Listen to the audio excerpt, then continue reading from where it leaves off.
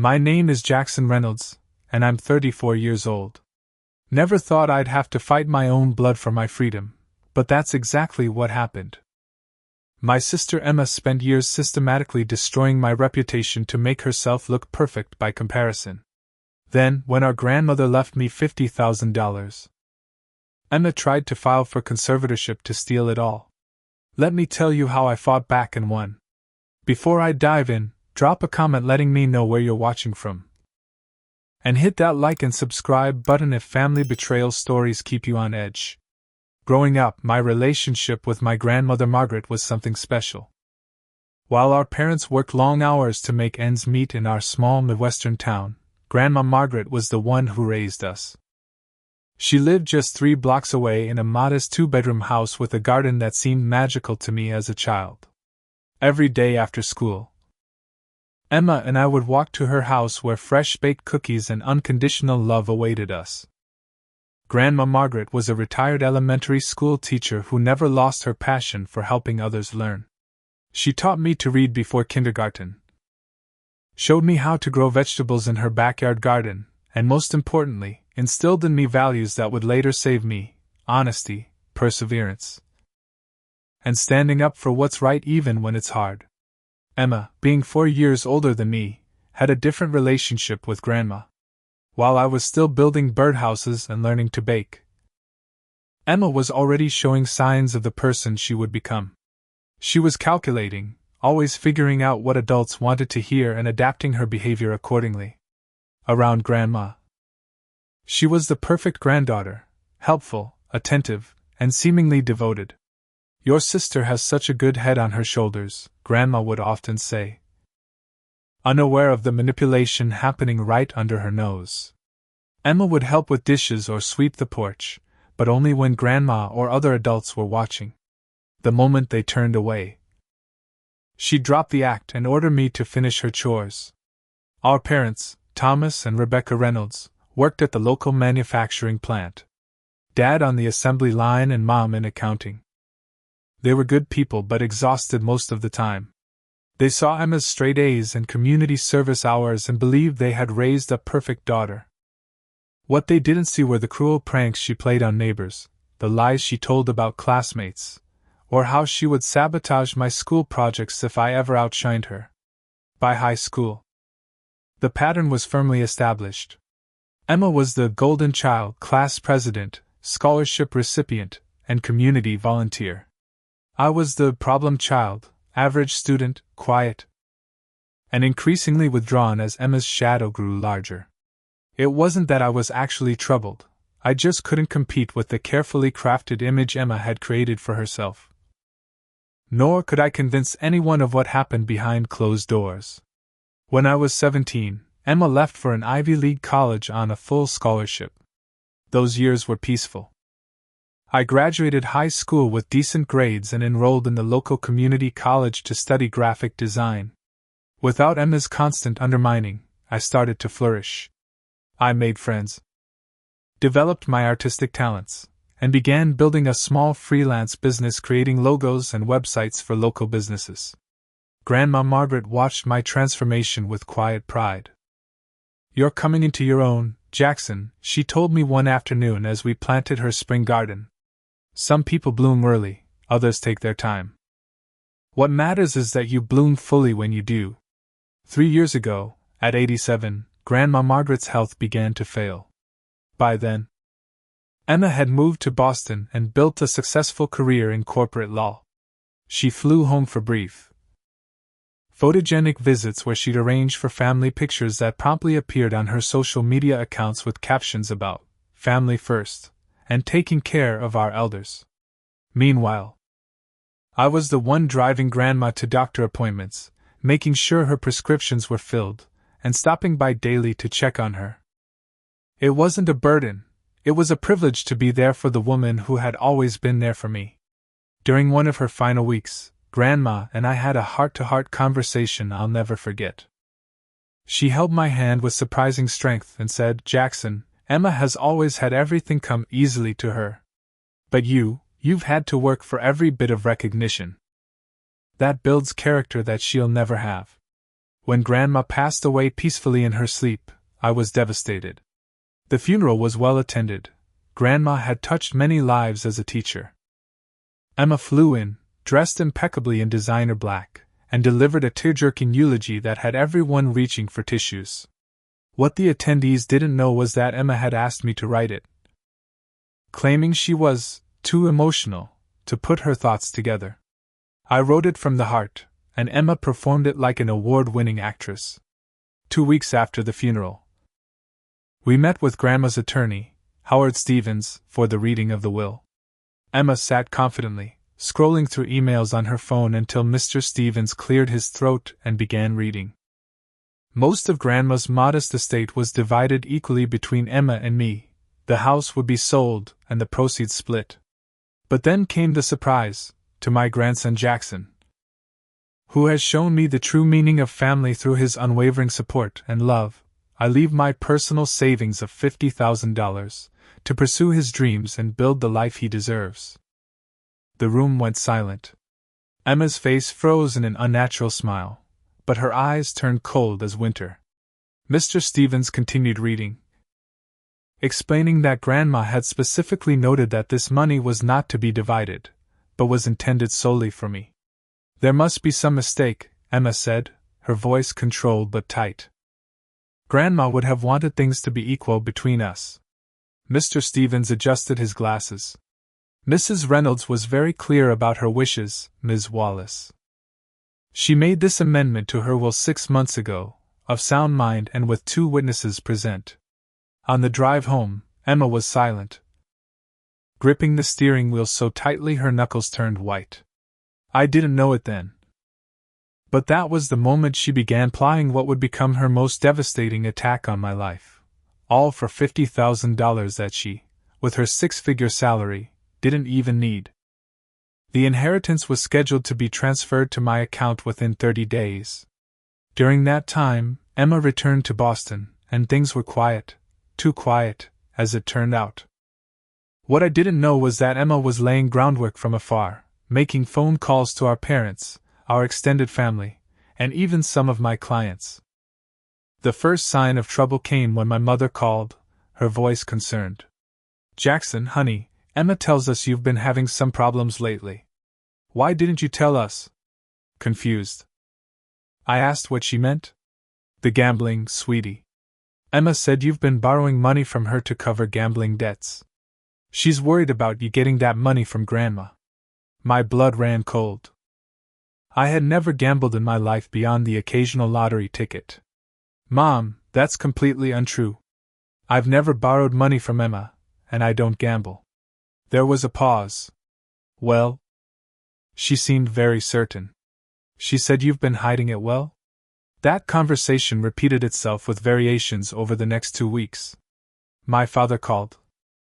Concerned about drinking problems, Emma had confided to him. My aunt mentioned erratic behavior Emma had observed. A long-term client emailed to ask if I was doing okay, after Emma had expressed concerns about my mental health affecting my work.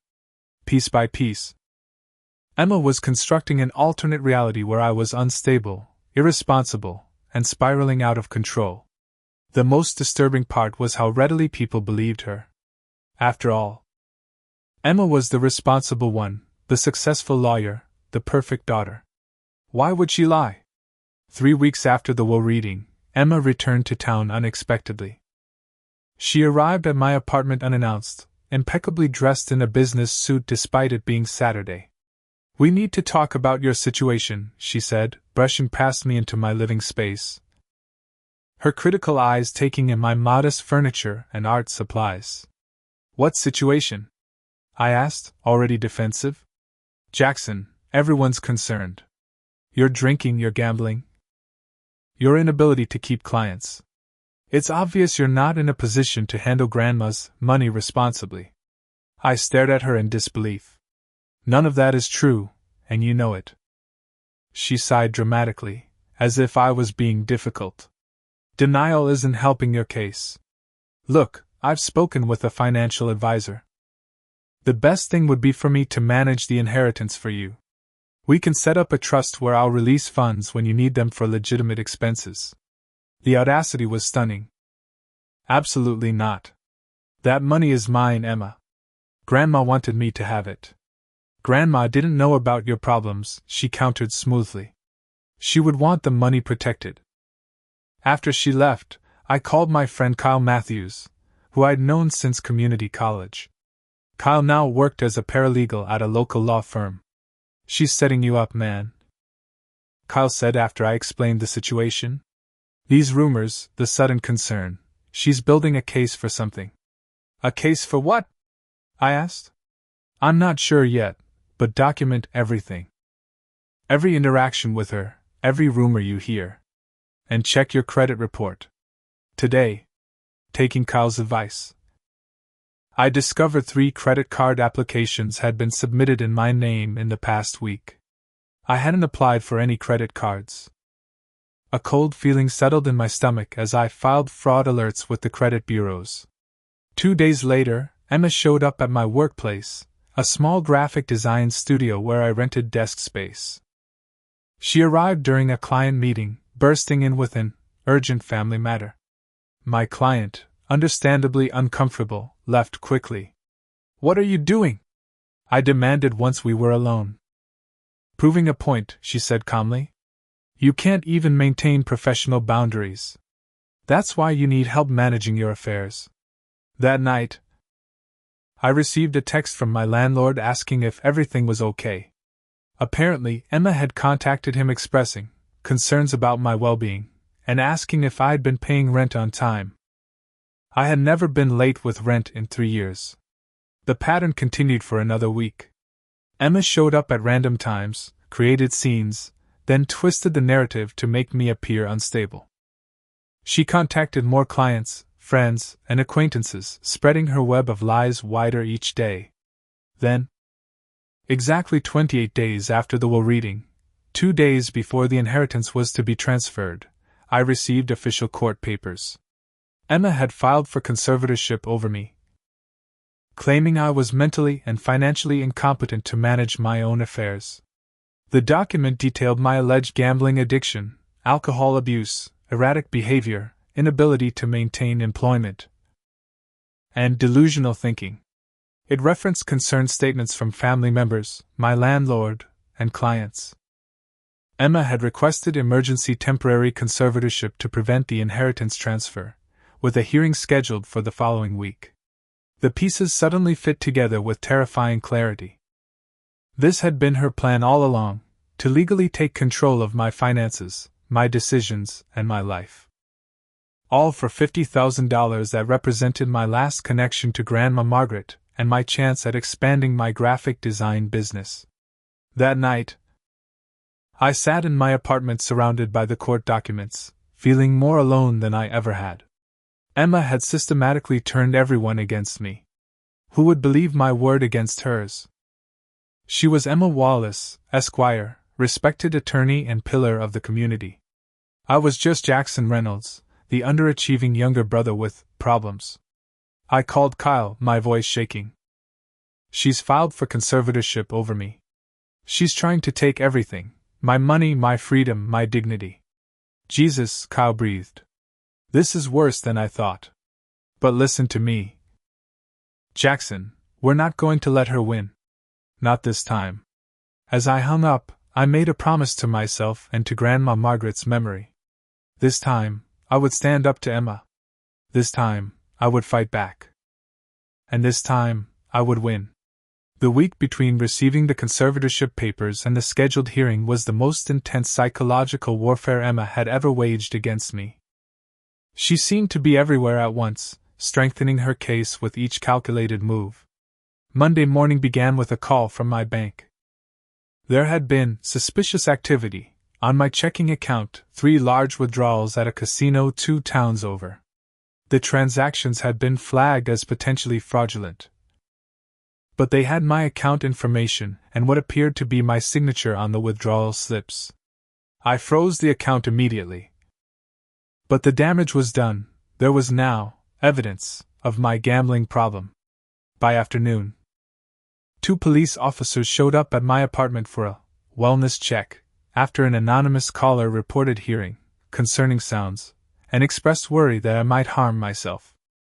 The officers were professional but clearly scrutinizing everything: my living conditions, my demeanor, my responses. I knew this visit would become part of Emma's evidence pile. Tuesday brought a certified letter from my landlord. Complaints had been filed by other tenants about disruptive behavior and concerning patterns coming from my apartment. The letter served as a warning before formal eviction proceedings. When I called my neighbors to understand what was happening, they seemed confused. They hadn't filed any complaints. The studio where I rented workspace called next. Due to recent events and liability concerns, they were terminating my desk rental agreement. 3 clients canceled projects the same day, all citing vague concerns about my reliability. My carefully built freelance business was crumbling before my eyes. On Wednesday, I discovered Emma had visited my primary care doctor, expressing grave concerns about my mental health and requesting copies of my medical records as my only living immediate family member looking out for my well-being. Though the doctor couldn't legally share my records without consent, Emma's visit planted seeds of doubt about my stability. That same day, she approached my ex-girlfriend Charlotte, whom I dated for 2 years before an amicable breakup 6 months earlier. Emma convinced Charlotte to sign an affidavit describing me as increasingly erratic toward the end of our relationship, with concerning mood swings and paranoid tendencies. When Charlotte texted me later, confused about why Emma needed this statement for a family intervention, I realized how skillfully my sister was manipulating everyone. By Thursday, I was effectively isolated. My phone stopped ringing. Social media friends became distant. The few people who did reach out seemed to be testing waters, looking for signs of the instability Emma had described. Even my parents called with that careful tone people use when they think someone might shatter at any moment. "We just want what's best for you, son," Dad said, his voice gentle but firm. "If you need help, there's no shame in that. Emma says this conservatorship is temporary, just until you get back on your feet." "Dad, none of what she's saying is true," I pleaded. "She's making all of this up to get Grandma's money." His sigh carried the weight of a man who had already made up his mind. "Your sister has shown us the bank records, Jackson. The casino withdrawals, the overdrawn accounts. She has statements from your clients, your landlord. Why would she fabricate all of that?" The question hung in the air. And I realized how perfect Emma's plan was. The sheer volume and consistency of her fabricated evidence made my denials seem like exactly what she claimed they were: the desperate deflections of someone unwilling to admit they needed help. Friday morning, I woke to find my car had been towed overnight for being illegally parked in the same spot I'd used for 2 years without issue. Getting it back would require money I didn't have access to with my accounts frozen. I was now effectively trapped in my apartment, cut off from transportation, finances, and social support. That afternoon, Emma made her masterstroke. She arrived at my door with 2 men she introduced as healthcare consultants, but who had the unmistakable look of psychiatric evaluators. "We're here to help assess your situation before tomorrow's hearing," she said sweetly. "The judge will look favorably on your willingness to cooperate with an evaluation." It was a trap. Anything I said would be twisted to support her claims. If I refused to speak with them, it would be seen as resistant behavior confirming my instability. If I got angry or upset, it would demonstrate emotional volatility. If I calmly denied everything, it would be evidence of my denial and lack of insight. "I'm not speaking with anyone without my attorney present," I said, thanking Kyle mentally for coaching me on this response. Emma's smile tightened. "You don't have an attorney, Jackson. You can't afford one, remember? Your accounts are frozen due to suspicious activity." "Then I'm not speaking at all," I said, closing the door despite her protests. Minutes later, my phone rang. It was Kyle. "Don't open your door again, no matter what. I've found someone who can help us, but we need to move fast. Can you get to the corner of Maple and 5th in 20 minutes? Wear a hat and sunglasses. The cloak and dagger instructions would have seemed paranoid a week earlier. Now they felt necessary. Emma had eyes everywhere.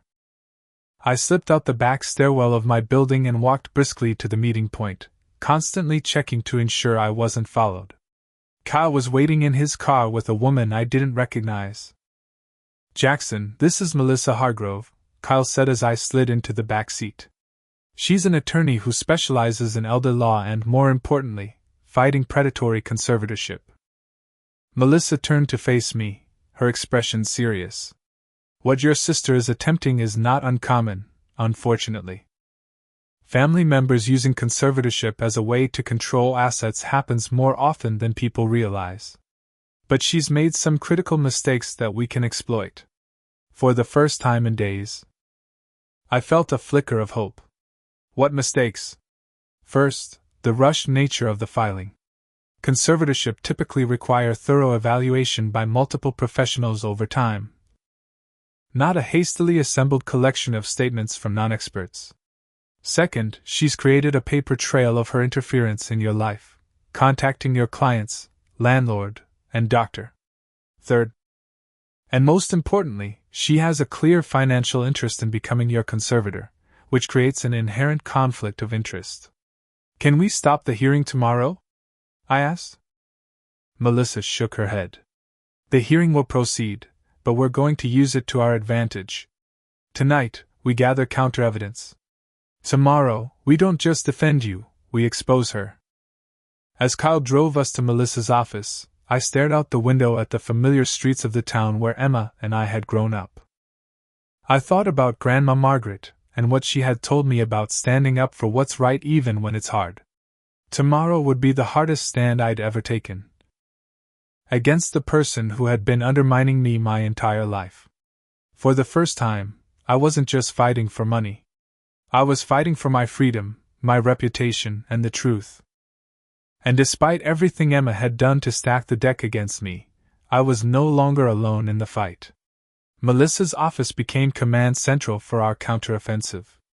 As night fell, we worked tirelessly to unravel Emma's web of deception and build our case for the morning hearing. "The key is to demonstrate pattern and intent," Melissa explained, creating a timeline on her whiteboard. "We need to show this isn't about legitimate concern for your welfare, but a calculated attempt to gain control of your inheritance." Kyle's paralegal experience proved invaluable as he meticulously documented each of Emma's actions over the past month, every visit, call, and coincidental problem that had arisen. When organized chronologically, the coordinated nature of the attacks became unmistakable. Our first breakthrough came when Melissa's assistant discovered Emma had created a dummy email account in my name 3 weeks earlier. This account had been used to send erratic, concerning messages to several of my clients, messages they naturally assumed came from me. Copies of these emails were now part of Emma's evidence packet. "This is electronic fraud," Melissa said, eyes gleaming. "And it's traceable back to an IP address." A quick subpoena to the email provider confirmed the account had been created and accessed from Emma's home and office IP addresses in Boston, with no connections to my apartment or usual locations. One piece of her fabricated evidence was now our counter-evidence. The casino withdrawals presented a different challenge. The transactions appeared legitimate at first glance. My account information, a signature that resembled mine, even ATM camera footage of someone who could be me from a distance. Face obscured by a baseball cap. "We need to prove you were elsewhere during these transactions," Melissa said. By midnight, we had assembled my digital footprint for the days in question, timestamped design work submitted to clients, geolocation data from my phone placing me at my apartment. Even security footage from my apartment building showing me entering on the evening when I was supposedly at a casino 30 miles away. "She must have had help," Kyle said, rubbing his tired eyes. "This is too elaborate for one person." The thought had been nagging at me too. Emma was methodical, but some of these machinations required resources beyond her reach, especially while she was primarily in Boston. Our answer came at 2 a.m. when Melissa received a call from a private investigator she had enlisted to dig into Emma's recent activities. The PI had discovered something unexpected. Emma's husband, Richard Wallace, had made 3 trips to our hometown in the past month, each time staying at a hotel under a different name, paying in cash. Richard is a financial advisor specializing in trust management, Melissa informed us. His expertise would be essential for setting up the type of controlled access trust Emma proposed for your inheritance. So he's helping her, I said, feeling sick at the realization that this conspiracy extended beyond just Emma. Not just helping, the PI clarified over speakerphone. Based on what I've found, this appears to be their pattern. I've identified 3 other cases in the past 5 years where Richard's clients suddenly had family members declared incompetent, with assets subsequently managed by family members represented by Emma's law firm. The revelation hit me like a physical blow. This wasn't just about my inheritance or Emma's lifelong jealousy. This was a calculated scheme they had perfected and executed multiple times, a predatory operation targeting vulnerable individuals with assets. Were the other victims also single men without children? Melissa asked, her lawyer's mind quickly identifying the pattern. Yes, all 3. 2 were elderly uncles, 1 was a cousin. All had received recent inheritances or insurance payouts. All were single with few close connections. I thought about how easily Emma had isolated me. How effectively she had turned people against me in just a few weeks. For someone with fewer connections than I had, the scheme would be nearly foolproof. We need to find these other victims, I said, a new determination rising through my exhaustion. Already on it, the PI replied. One has agreed to speak with us. His name is Walter Simmons. And his niece, represented by Emma, became his conservator 3 years ago after he received a life insurance payout when his wife died. By 4 a.m., we were on a video call with Walter, a dignified man in his 60s whose resigned expression spoke volumes before he even began his story. They took everything, he said simply. My freedom, my dignity. My wife's insurance money, all gone. By the time I realized what was happening, I had been declared incompetent, moved to an assisted living facility, and my assets were being managed for my benefit. Within a year, the money was gone, allegedly spent on my care and necessary expenses. When there was nothing left to take, my niece suddenly decided I had recovered enough to manage my own affairs and terminated the conservatorship. Would you be willing to testify about this? Melissa asked. Walter's face hardened with resolve. I'd been waiting 3 years for someone to ask me that question. Yes, I'll testify. And I can put you in touch with others they've done this to. We have a support group now. As dawn broke, we had assembled a compelling counter-narrative. Emma and Richard weren't concerned family members but practiced predators who had identified me as their next target. My inheritance wasn't just money to them, it was the next score in their ongoing scheme. Melissa organized our evidence into 3 categories: proof of my competence and stability, evidence of Emma's fabrications, and documentation of the larger pattern of predatory behavior. As exhausted as I was, I felt more clear-headed than I had in weeks. The fog of confusion and betrayal was lifting, replaced by clarity and purpose. As we prepared to leave for the courthouse, Cobb placed a hand on my shoulder. You know the hardest part about today, right? I nodded. I'm not just defending myself. I'm exposing my sister as a criminal. This ends any chance of us ever having a relationship again. Are you prepared for that? Melissa asked gently. I thought about all the years of manipulation, the careful construction of her perfect image at the expense of my reputation. And now this final attempt to strip me of my autonomy for financial gain. There is no relationship to save, I said finally. There never really was. Today isn't about ending something with Emma, it's about beginning my life free from her manipulation. As we walked out into the morning light, I felt both heavier and lighter simultaneously. The weight of what lay ahead, confronting Emma in court, exposing her scheme publicly, severing what remained of our family ties, pressed down on me. Yet with each step toward the courthouse, I felt the burden of her lifelong manipulation lifting from my shoulders. Today, for the first time, I would be stepping out of Emma's shadow completely. Not as the problem child. Not as the underachieving brother, but as someone fighting for the truth. Whatever happened in that courtroom, I knew Grandma Margaret would be proud. The county courthouse was an imposing limestone structure that had stood in the center of town for over a century. I'd passed it countless times but never imagined I'd be fighting for my freedom inside its walls. As we approached the entrance, I spotted Emma and Richard arriving in their luxury sedan. Both dressed impeccably in designer suits that probably cost more than my monthly rent. "Remember," Melissa whispered as we watched them from a distance. "They're expecting you to be defensive and emotional. That's part of their narrative about your instability. Stay calm no matter what happens." Judge Patricia Holbrook's courtroom was smaller than I expected, with just a few rows of benches and a simple wood-paneled interior. The hearing was scheduled as a routine conservatorship matter, expected to be straightforward and brief. Emma and Richard sat confidently at the petitioner's table with their attorney, a sharp-looking man named Gregory Townsend from Emma's firm. When they spotted me entering with Melissa and Kyle, the momentary flash of surprise on Emma's face was almost worth everything I'd endured. She had expected me to appear alone, possibly disheveled and disoriented, the perfect picture of someone needing intervention. Instead, I was well-dressed, composed, and clearly represented by counsel.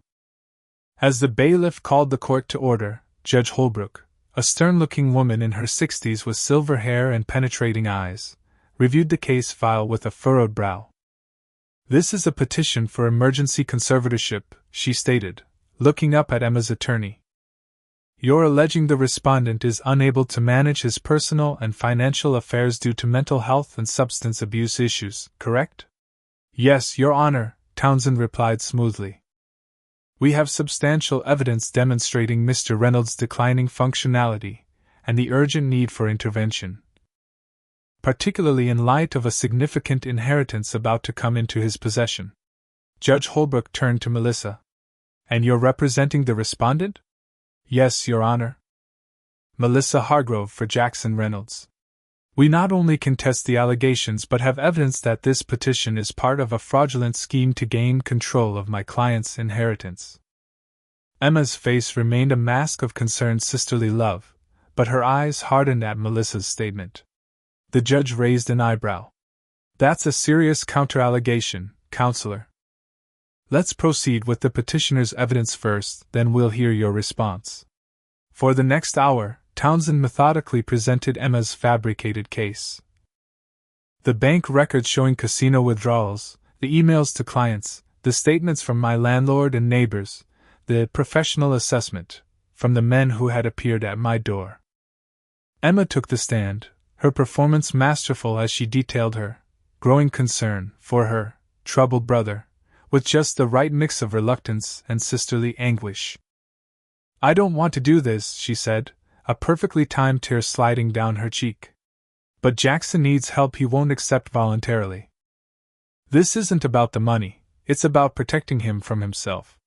Throughout their presentation, I maintained the composed demeanor Melissa had advised. Even as I listened to my life being systematically dismantled and pathologized.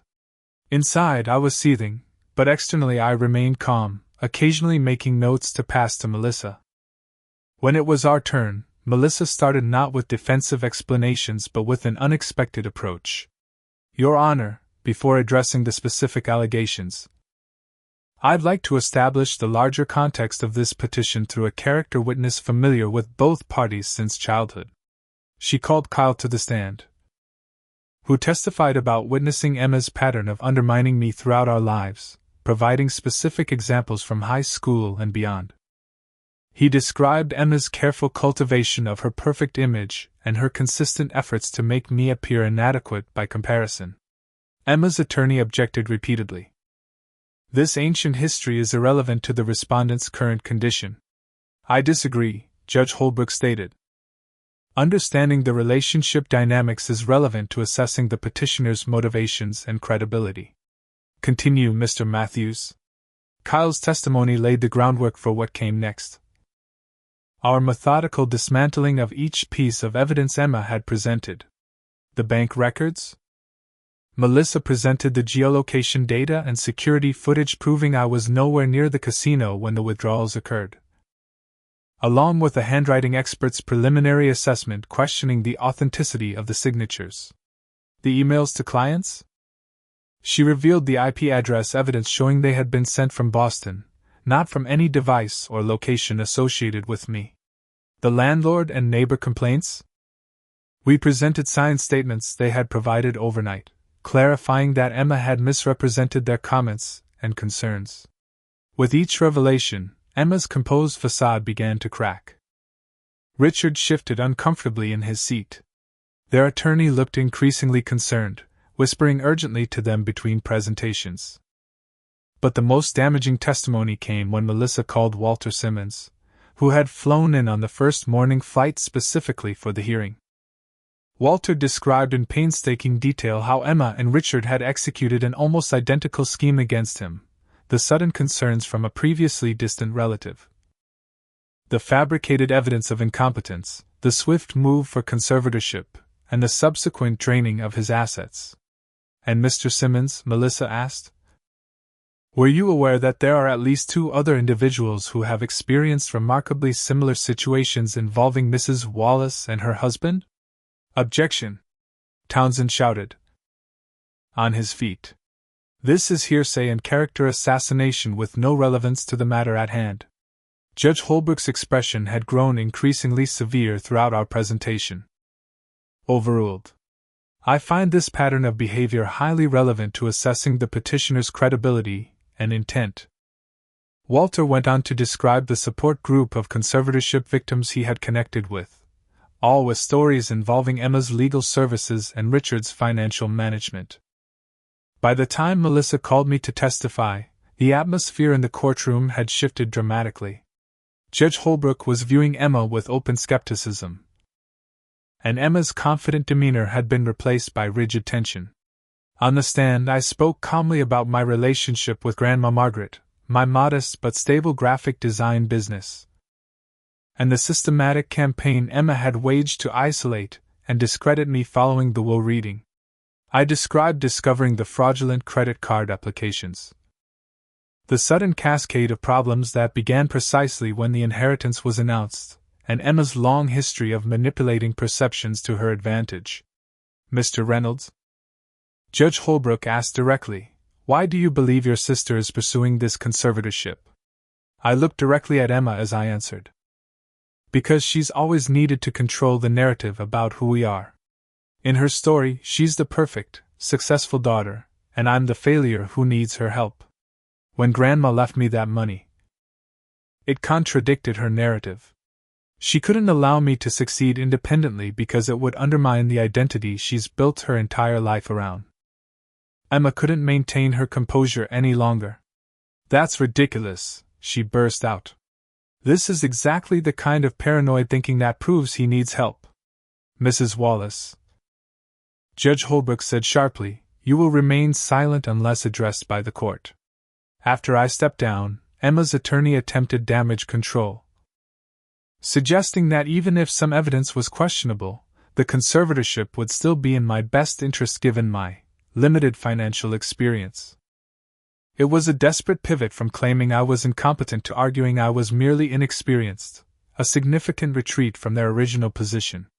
When both sides had presented their cases, Judge Holbrook called a 30-minute recess to review the evidence. Those 30 minutes in the courthouse hallway were among the most tense of my life. Emma and Richard remained huddled with their attorney at the far end, occasionally casting dark glances in our direction. What do you think will happen? I asked Melissa quietly. Based on the judge's responses, I'm optimistic, she replied. But regardless of today's outcome, we've documented enough evidence of potential fraud, identity theft, and false statements to pursue criminal charges if necessary. When we returned to the courtroom, Judge Holbrook wasted no time delivering her decision. I've reviewed the evidence presented by both parties and find the petition for conservatorship to be not only without merit but potentially fraudulent in nature, she stated firmly. The petition is denied. Relief flooded through me, but the judge wasn't finished. Furthermore, I am referring this matter to the district attorney's office for investigation into possible criminal misconduct by the petitioner, including identity theft, fraud, filing false statements, and abuse of the conservatorship system. I'm also referring Mrs. Wallace to the State Bar Association for ethics review. Emma's face strained of color. Richard placed a steadying hand on her arm, his own expression grim. Mrs. Wallace, Judge Holbrook continued, fixing Emma with a stern gaze, the conservatorship system exists to protect vulnerable individuals, not to be weaponized for financial gain. Your apparent abuse of this system is particularly troubling given your position as an officer of the court. As we left the courthouse, Emma and Richard hurried to their car without looking back, their perfect facade crumbling in real time. The inheritance would be transferred to my account the next day, unimpeded by Emma's scheme. But more valuable than the money was the vindication. Finally, someone in authority had seen through Emma's manipulations and recognized the truth. Carl clapped me on the shoulder as we watched Emma's car pull away. How does it feel to win against her for the first time? I considered the question carefully. It doesn't feel like winning, I said finally. It feels like breaking free. In the months following the conservatorship hearing, my life transformed in ways I never could have anticipated. The $50,000 from Grandma Margaret was safely in my account, but it had become almost secondary to the larger developments unfolding around me. Judge Holbrook's referral to the district attorney's office sparked a formal investigation into Emma and Richard's activities. What began as an inquiry into their actions against me quickly expanded as Walter Simmons and other victims came forward with their stories. Bank records were subpoenaed, revealing a pattern of suspicious financial transactions following each conservatorship they had orchestrated. 3 weeks after the hearing, Emma and Richard were indicted on multiple felony charges: financial elder abuse, fraud, identity theft, and conspiracy.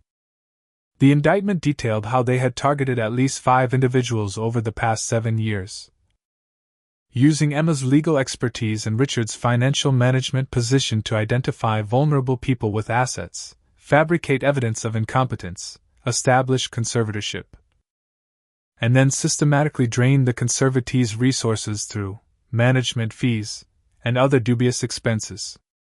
The State Bar Association simultaneously opened an ethics investigation into Emma's professional conduct, freezing her ability to practice law pending the outcome. Her prestigious Boston law firm placed her on unpaid leave within hours of the indictment, their press release emphasizing their zero-tolerance policy for ethical violations. I received a call from District Attorney Maria Vasquez personally, requesting my cooperation as the key witness in the case. What your sister and brother-in-law have been doing is a particularly insidious form of predation, she explained.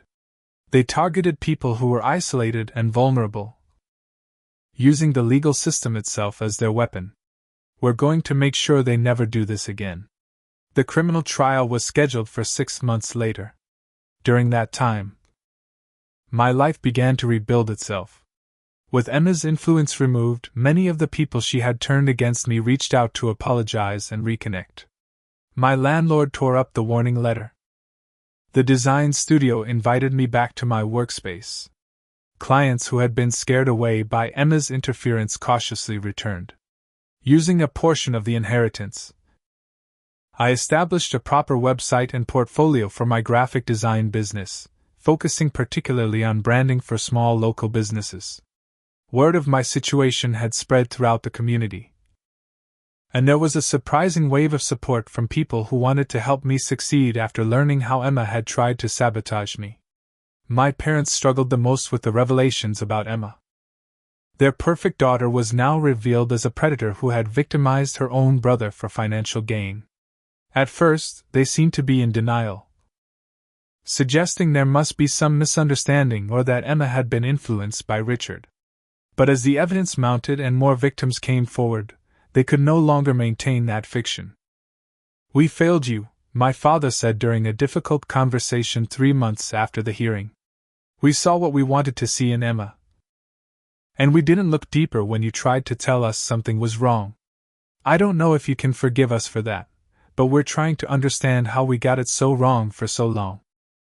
It was a painful but necessary conversation that began a slow healing process between us. They had been Emma's unwitting accomplices in many ways, reinforcing her narrative about me throughout our lives. Recognizing that truth was their first step toward making amends. As the trial approached, my anxiety grew. I would have to face Emma in court again, this time testifying against her in a criminal proceeding. The stakes were much higher now. She and Richard were facing potential prison sentences measured in years, not months. "You don't have to do this alone," Kyle reminded me as we prepared for my testimony. He had been my steadfast support throughout the process, never once doubting my version of events even when everyone else had been swayed by Emma's lies. The trial itself was a media sensation. The story of a successful attorney and financial advisor targeting vulnerable individuals, including the lawyer's own brother, captured public attention. The courtroom was packed each day with journalists, law students, and curious members of the public. Emma and Richard presented a united front initially, both pleading not guilty and maintaining they had acted out of genuine concern for the welfare of those they had sought conservatorship over. Their defense team attempted to portray them as misunderstood professionals who perhaps had been overzealous but never malicious. That strategy crumbled during the second week of trial when the prosecution presented financial records showing how systematically they had drained their victims' accounts. One elderly man had lost over $300,000 in management fees and questionable investments over just 14 months under their control. When it was my turn to testify, I walked to the witness stand with a strange sense of calm. Emma sat at the defense table, immaculately dressed as always but noticeably thinner, the strain of the proceedings evident in her face. She wouldn't meet my eyes as I was sworn in.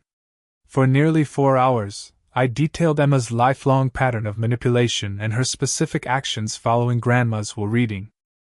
I described discovering the fraudulent credit card applications, the fabricated emails to my clients, and the coordinated campaign to isolate and discredit me, all to gain control of $50,000 she didn't even need given her 6-figure salary. "Why do you think your sister targeted you?" the prosecutor asked toward the end of my testimony. I considered the question carefully before answering. The money was part of it, but I think it was more about control. Emma has spent her entire life constructing this perfect image, and that image required me to be the failure, the one who needed her help and guidance.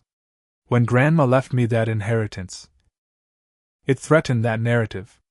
It suggested I could succeed on my own, that I didn't need Emma's control. She couldn't allow that. During cross-examination, Emma's attorney tried to reframe her actions as misguided concern rather than malicious intent. "Isn't it possible your sister genuinely believed you had gambling and substance abuse issues? That she was acting out of familial concern rather than financial motives?" "If she was genuinely concerned," I replied steadily, "she would have talked to me directly. She would have offered help, not created false evidence, and filed legal paperwork to take control of my life. She didn't act like someone concerned about family. She acted like someone executing a carefully planned operation." The turning point in the trial came unexpectedly during the 3rd week. When Richard's attorney approached the prosecution with an offer, Richard would testify against Emma in exchange for a reduced sentence. The partnership between husband and wife, apparently so solid, had fractured under pressure. Richard's testimony was devastating. He described in clinical detail how they had identified potential targets, the methods they used to fabricate evidence, and the system they had developed for extracting maximum financial benefit from each conservatorship. According to Richard, the scheme had been Emma's idea initially, born after she handled a legitimate conservatorship case and recognized the potential for exploitation. Emma understood the legal vulnerabilities, Richard testified, avoiding his wife's glare from the defense table. She knew exactly what evidence was needed to establish conservatorship, and how to create that evidence when it didn't exist naturally. My role was to manage the financial aspects afterward, establishing trusts, controlling disbursements, and ensuring we were compensated for our services. Following Richard's testimony, Emma's attorney approached the prosecution about a potential plea deal, but it was too late. The evidence was overwhelming, and the district attorney was determined to make an example of them both. After 3 weeks of testimony, the jury deliberated for less than 6 hours before returning guilty verdicts on all counts for both Emma and Richard. The courtroom was silent as the verdicts were read, Emma standing rigidly beside her attorney, her perfect composure finally cracking as the word "guilty" was repeated charge after charge. At the sentencing hearing 2 weeks later, Judge Michael Thornton delivered his decision, 15 years for Emma, 12 for Richard, along with restitution to all victims and permanent disbarment recommendation for Emma. The court views these crimes with particular severity, Judge Thornton stated, because they represent not just theft but a profound abuse of trust and exploitation of vulnerable individuals through the very legal system designed to protect them. Mrs. Wallace, as an attorney, you took an oath to uphold the law and seek justice. Instead, you weaponized your legal knowledge to victimize others, including your own brother. The court cannot imagine a more significant betrayal of professional and personal ethics. As Emma was led away in handcuffs, she finally looked directly at me for the first time since the trial began. Her expression wasn't anger or remorse. It was something closer to confusion. As if she still couldn't understand how her perfectly constructed world had collapsed. I didn't feel the vindication or satisfaction I had expected. Instead, I felt a complex mixture of relief, sadness, and most surprisingly, freedom. Emma's shadow, which had loomed over my entire life, was finally lifted. Whatever she had taken from me over the years, confidence, opportunities, relationships, she could never take anything again. Outside the courthouse, surrounded by reporters asking for statements, I declined to comment beyond a simple phrase: justice was served today. Not just for me, but for all the victims of this scheme. That evening, alone in my apartment, I opened the small wooden box containing the few personal items Grandma Margaret had specifically left to me along with the money. Inside was a handwritten letter I had read countless times since her passing. My dear Jackson, it began in her familiar, slightly shaky handwriting. If you're reading this, I've moved on to whatever comes next, and you're now holding the inheritance I've left you. It's not a fortune, but it's enough to give you a fresh start. Free from the shadows that have held you back for too long. I've watched you struggle to find your place in a family where the deck was always stacked against you. You have gifts the world hasn't seen yet because you've never had the chance to shine on your own terms. This money isn't just financial support. It's my vote of confidence in the man you are and the man you'll become without anyone standing in your way. Remember what I always told you. It's never too late to become who you might have been. Your time is now, my sweet boy. Make me proud. All my love, Grandma. Through tears, I folded the letter carefully and placed it back in the box. Grandma Margaret had seen the truth all along, and in her final act, she had given me not just money but the catalyst for freedom I had never been able to achieve on my own. Emma would spend the next 15 years in prison, her perfect life shattered by her own actions. But I would spend those same years building something new, a life defined not by her shadow, but by my own light.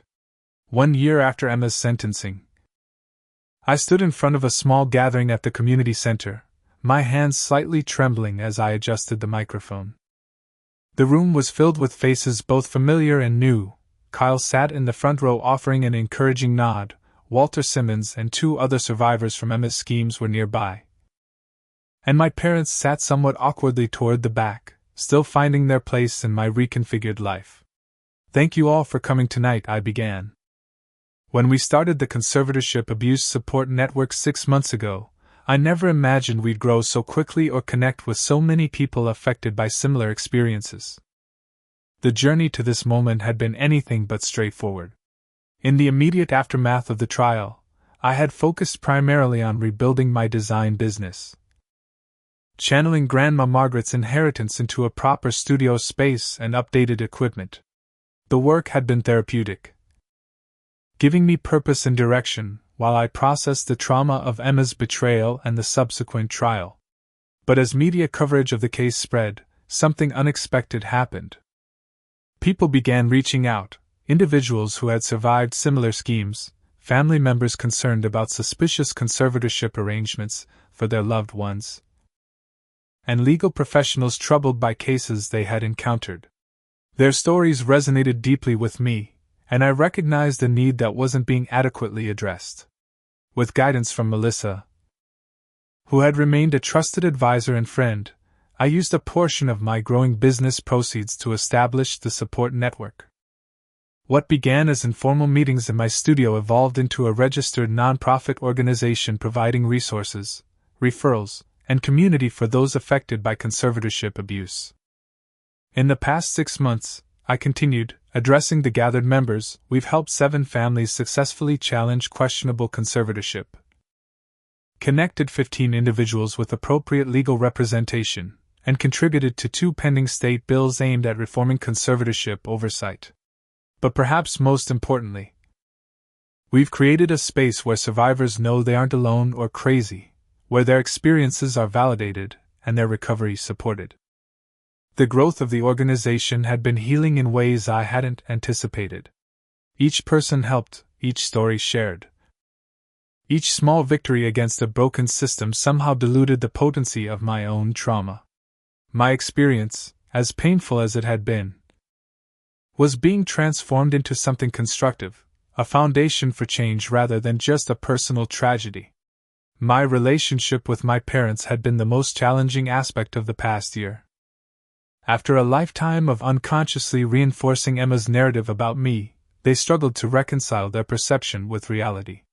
Our initial conversations after the trial had been strained, laden with guilt on their part and lingering resentment on mine. We should have seen it, my mother had said during one difficult dinner. All those years? We should have noticed what she was doing. Why didn't you tell us more clearly? My father had asked, still partially placing responsibility on me for their failure to see the truth. Healing this relationship required patience on all sides.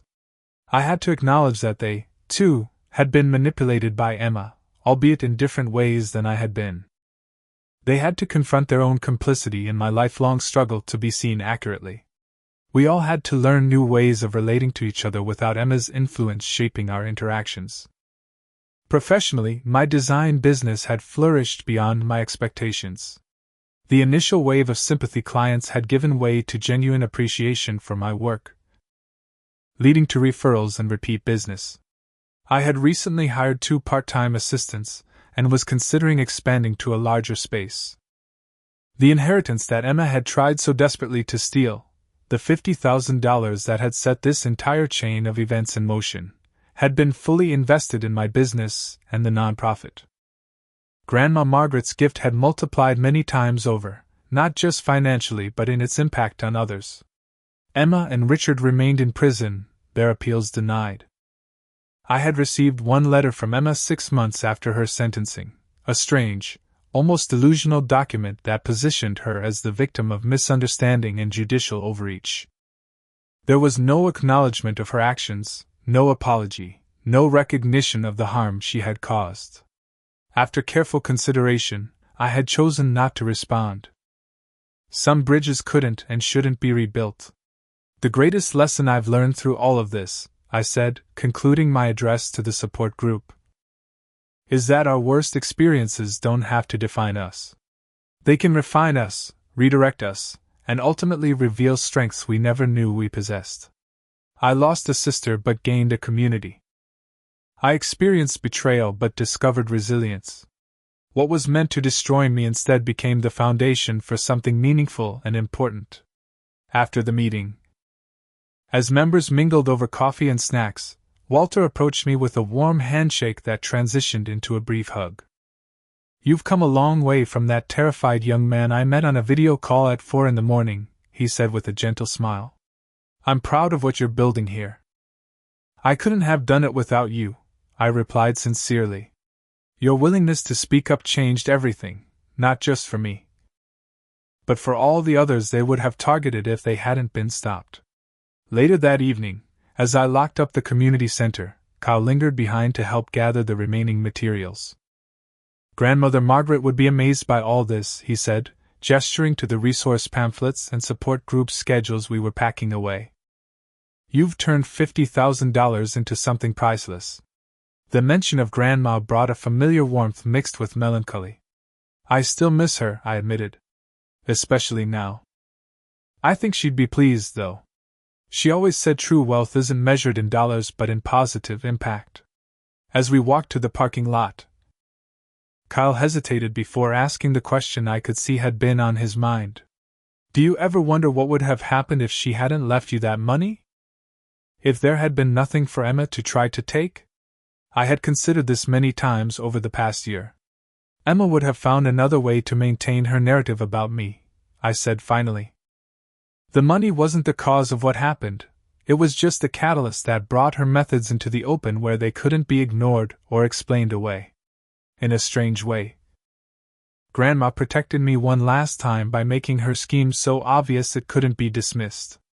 That night, in my apartment above the design studio, I sat at my desk reviewing applications for the support network's first formal grant program. We had raised enough funds to offer legal assistance to 3 individuals currently fighting predatory conservatorship. As I evaluated each case, I was struck by the common threads running through their stories: isolation, manipulation, fabricated concerns, and the systematic dismantling of their autonomy. These were the patterns Emma had perfected, the tactics she had employed not just against me but against multiple victims over years. Understanding these patterns had become my unexpected expertise, allowing me to help others identify and challenge similar situations before they lost everything. On my desk sat a framed photo of Grandma Margaret in her garden, her hands dirt-stained and her smile radiant as she displayed a particularly impressive tomato harvest. Beside it was a small plaque I had received at a recent community awards ceremony recognizing the support network's contributions for turning personal tragedy into community triumph. The contrast between where I had been 2 years ago and where I stood now was stark. Then I had been isolated, doubting my own perceptions, nearly crushed under the weight of Emma's systematic campaign to destroy my credibility and steal my inheritance. Now I ran a growing business, led a non-profit organization making tangible difference in people's lives, and had rebuilt relationships on more authentic foundations. The $50,000 that Emma had been willing to destroy my life to obtain had become the seed of something far more valuable, not just financial security, but purpose, community, and the knowledge that my experience, however painful, was helping others avoid or escape similar situations. As I prepared for bed, I thought about the question people often asked me at support group meetings: how do you forgive someone who tried to take everything from you? My answer had evolved over time, becoming more nuanced as I processed my own healing journey. I didn't forgive Emma in the traditional sense. Her actions had been too calculated, too sustained, and too damaging for simple forgiveness. But I had found a different kind of peace by refusing to let her actions define my future or contaminate my capacity for trust and connection with others. The true victory wasn't just in defeating her scheme or seeing justice served. It was in building a life that would have been impossible had she succeeded, a life characterized by autonomy, purpose, and genuine relationships rather than manipulation and control. In her desperate attempt to maintain her narrative about who I was, Emma had inadvertently catalyzed the emergence of who I could truly become without her shadow looming over me. The inheritance she had tried to steal had multiplied not just in financial value but in its impact on my life and the lives of others. Grandma Margaret had been right all along. It was never too late to become who I might have been. All I needed was the freedom to try. Before we end this story, I want to ask you a question. Have you ever had someone try to control your narrative or undermine your success? Share your experience in the comments below. And if this story resonated with you, please hit that like button, subscribe to the channel, and share with someone who might need to hear that it's possible to reclaim your story after betrayal. Thank you for listening. And remember, sometimes our greatest growth comes from our most painful experiences.